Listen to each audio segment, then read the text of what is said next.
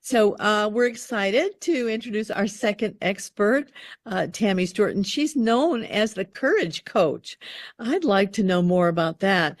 Tammy's a creative entrepreneur and the founder of Author My Day, and that's a company that embodies inspiration and courage. I love it.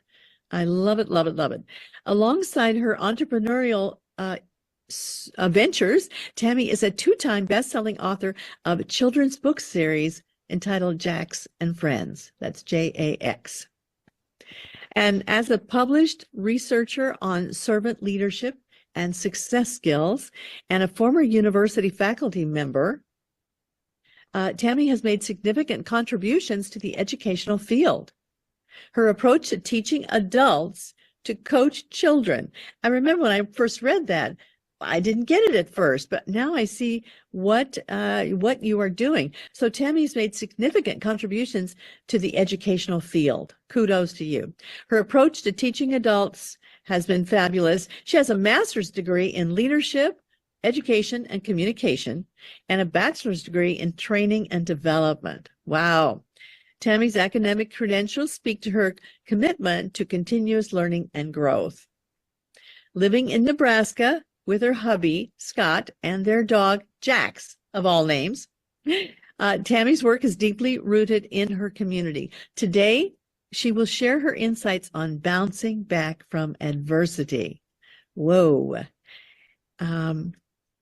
Strategies for resilience and growth. And we look forward to this inspiration that is undoubtedly going to come from her presentation. So, Tammy, we're delighted to have you. Thank you for making the time in your busy schedule to be with us today. We sure appreciate that. But before we dive in with your amazing topic, who or what has been your inspiration throughout this journey in your life? Who or what has been Who or what has been my inspiration on this Yeah. journey? Yeah. Does something Been, come to there's several things that come to mind. mind? Okay. Definitely you get like the teachers that invested in me and believed in me. But I really think when I think about it, and I'm going to go back to what Debbie was saying, it Yes. comes from my faith. And I find myself going back to my faith every time I keep getting off track, which just actually happened recently. So Wow. that, and then again, I met Bob this summer when we were in a high ticket retreat with Jack Canfield for coaching for 5 days by Jack Canfield and Patty Aubry. I mean, and Janet Schweitzer, and then eventually Aaron Saxon. It's just, yeah, I just feel like there's these people that just keep coming into my life. And you guys met Bob earlier, and I love Bob's walk and talks. He knows that. And it just keeps inspiring me. Wow. Well, you know that you're in this rarefied air when you're working with very incredible people who have given their lives to this, the passion and the life purpose. So, well, that's very exciting. And you're talking about resilience and growth and overcoming or bouncing back from adversity. Where do you want to start with this topic? Well, I'll just take it over if you're good with that. All right.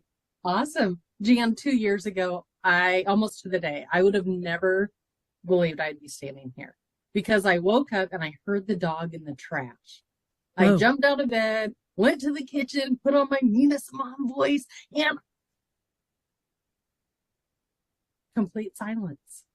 Oh dear. Jax had trash all over the floor, his gut rumbling over the paper towels he ate.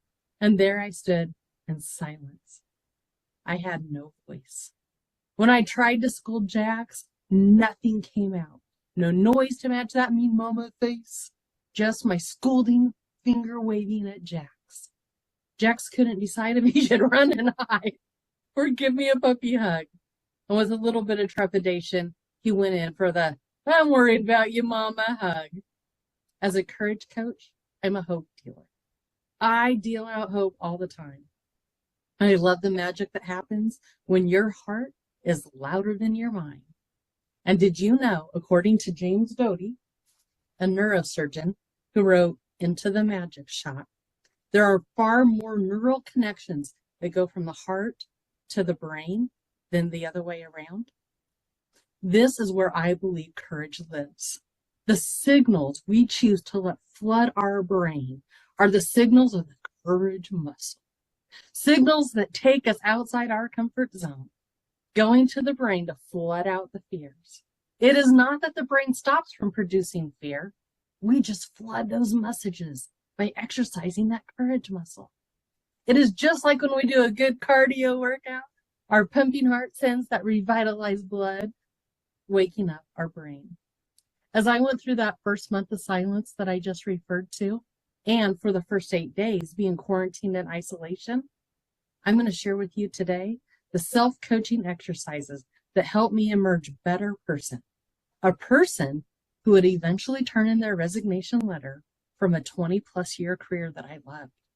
A resignation letter that started with, "I'm going dream chasing."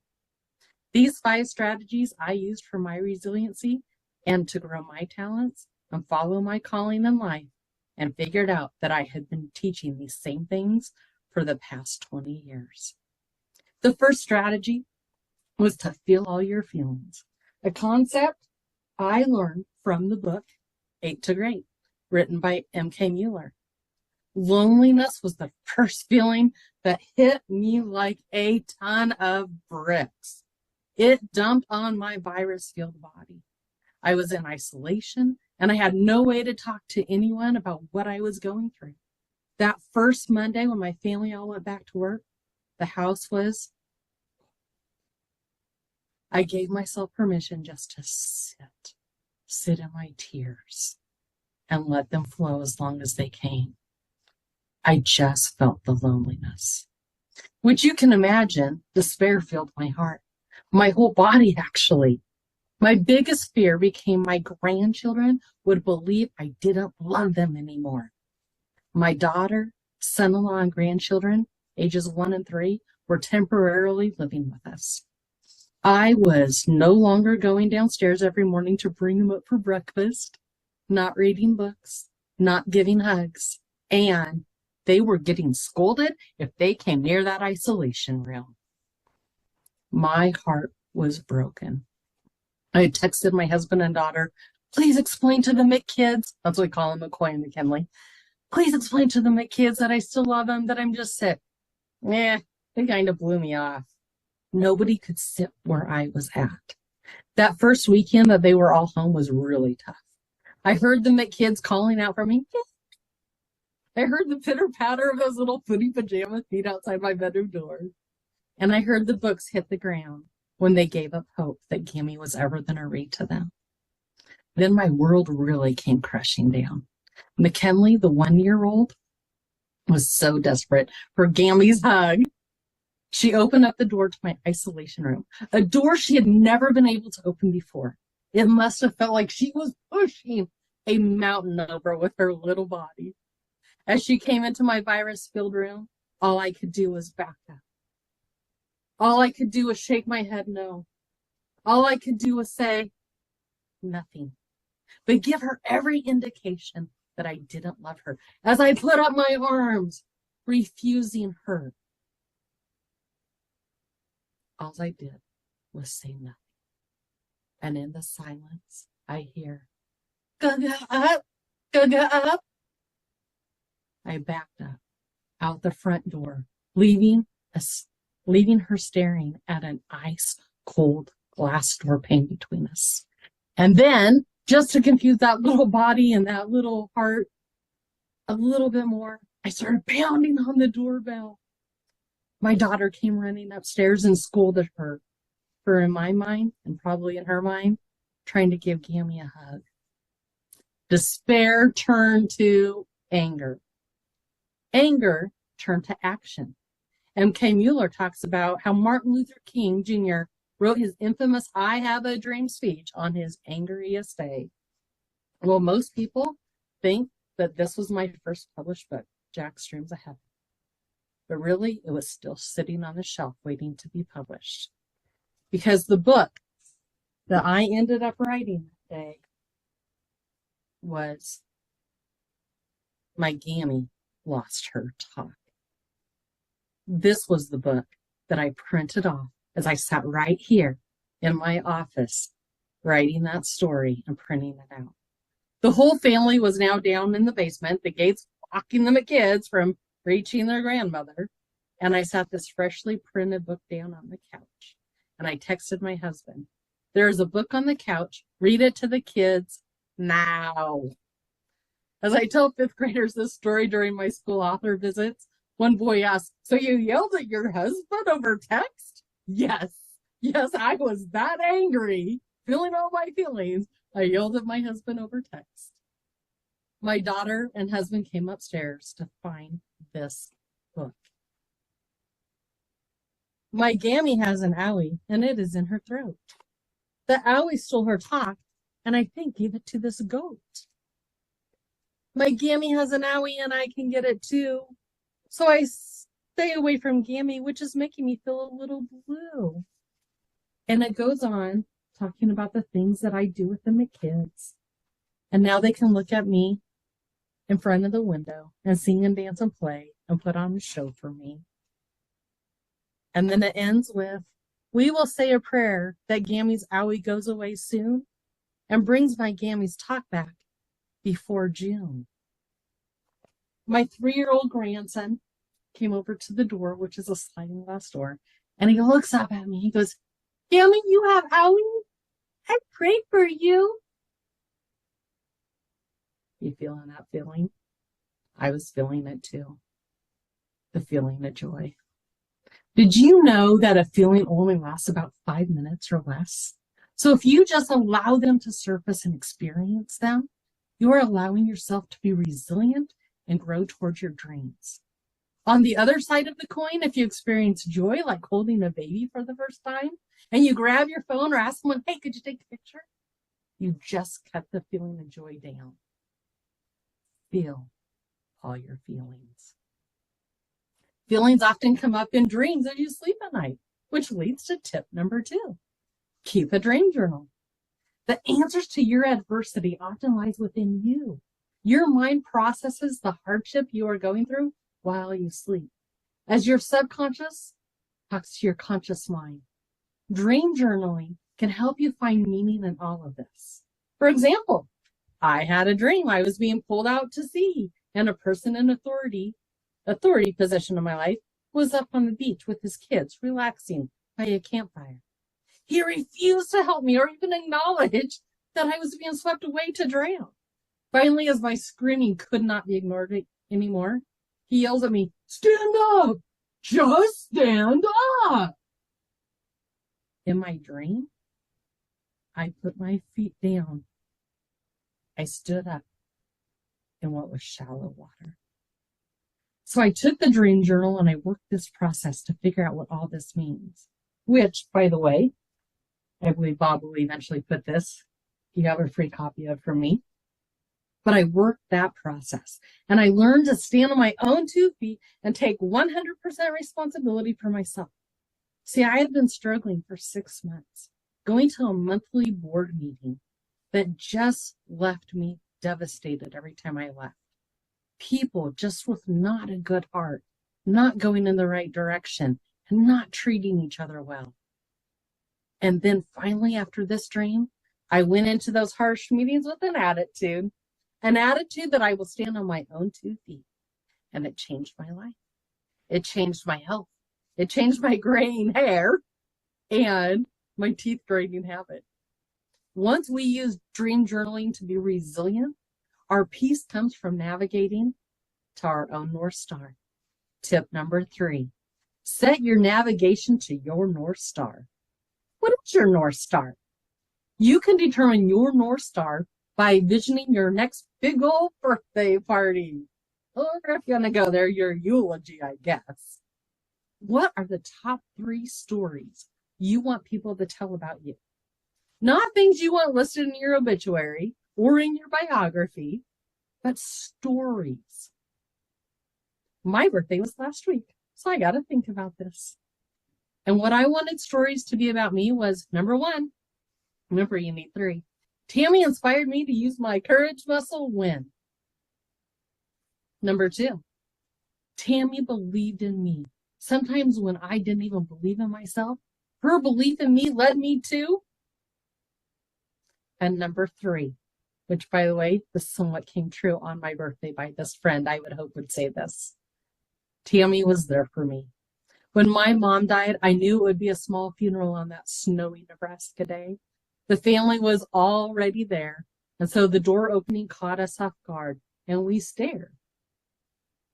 In walked Tammy to be there for me and my family during the hardest goodbye I would ever have to say. And that friend did text me on my birthday saying, "You're an amazing friend. Thanks for always being there for me." The great thing about GPS is it doesn't matter where you start. It only matters where you set your star, where you tell GPS you are going to. There are always lots of solutions and choices to overcome whatever misfortune you're going through. But which one is going to get you to your North Star? My professional North Star right now is to have every second grader name and claim their talent. And I hope you've seen the video on this. It's pretty cool watching that happen. After reading Jax Finds His Talent, I want every second grader to stand up and say, "I am talented Tammy. I write children's books." However, I originally was contacting second grade teachers and failed at booking any author visits. Then I had a principal call me who had me work with a librarian. Recalculating. Now I am marketing to principals and school librarians to reach my North Star. I'm still going to the same place, but found a much better way to get there, which leads us to tip number 4. Perfect for today. Perfection stops building your courage muscle in its tracks and prevents resiliency. You have a vision for your future, unlikely a perfect vision. So how do you think about perfection then? As you are being resilient specifically, think about what is perfect for today. If we push too hard in coaching ourselves, or if you're a coach of others, or if you've told the universe this is the path we will take to get there, then we won't be able to measure up to perfection. So we give up. If we go too slow, we get bored though. We lose the momentum and fall back into our status quo, into our comfort zone where growth can't happen. As much as I would love to challenge myself right now to do a 5K or a half marathon walking, I know reducing my weight and strengthening my physical muscles are a more perfect action to work on for me today. What is perfect today then? Yoga. I had never done yoga before January 1st. I do yoga imperfectly now in public at the fitness center. And I do yoga imperfectly at home when it's negative 30 degrees out and I'm not going to the fitness center, because it's what is perfect for today. What is perfect for today for you? Let's revisit my silent journey. After 8 days of having no voice and no sign it was going to come back, I emerged out of isolation and quarantine. And I did something I've been waiting 40 years to do at the perfect time. My grandma had hand-painted me a ceramic tea set, and I had been waiting to use it for the perfect time with the perfect people who would treat it perfectly. I had wasted a dream for 40 years waiting for perfection. I took my perfect Sunday morning out of quarantine, and I invited the kids to a tea party. How? These toddlers couldn't read. I pre-typed my words into Google Translator. I walked down into the basement and I played Google Translator, asking them to come upstairs to my tea party. I had my first tea party with children who might drop the ceramic cup, me with no voice, no makeup, just a love for kids and hope to make memories. My North Star that morning, which leads me to number 5. If it is not about letting go of perfection, it is about It is about embracing today's perfection so you can have joy today. Tip number 5, make a joy list. Something I learned from Jack Canfield and another one of my favorite books. Sorry, Jack's took the other seat here, so I can't just transfer my books like I had planned. The Success Principles. So make a joy list of 20 things to do that bring you joy, and then do one every day. I was in the last half of my quarantine and isolation when I realized I was stuck in my thoughts. I had these negative thought patterns that just kept coming back. One thing I missed was my north-facing isolation room with sunrises and sunsets. So I jumped in my truck and drove out to the highest peak in our county, we're really flat where I live, and watched the sunrise. I repeated this isolated, joy-building action for the next month. What's on your joy list? Is it sunrises? Is it sunsets? Tea parties? Writing a children's book? By now you know my voice eventually came back. I went to a specialist the Monday after quarantine and found out a virus had settled in my vocal cords, leaving several nodes. How long was I without a voice? How long did I practice these 5 tips? 43 days. 43 days, and I was an educator. I was without a voice. And another month of voice rest until I could be 100% healed. And I wouldn't trade that adversity for the status quo. I would not trade that adversity for going to work as an educator, even though I love that job. I would not trade that adversity for the great paycheck and great benefits I had. It was only in my bouncing back from my adversity I found where courage lives in each of us. It lives in the magic of your heart, sending your brain the synapses to exercise and strengthen your courage muscle. Remember, you only have this one life, this one day, so always author your day. Thank you.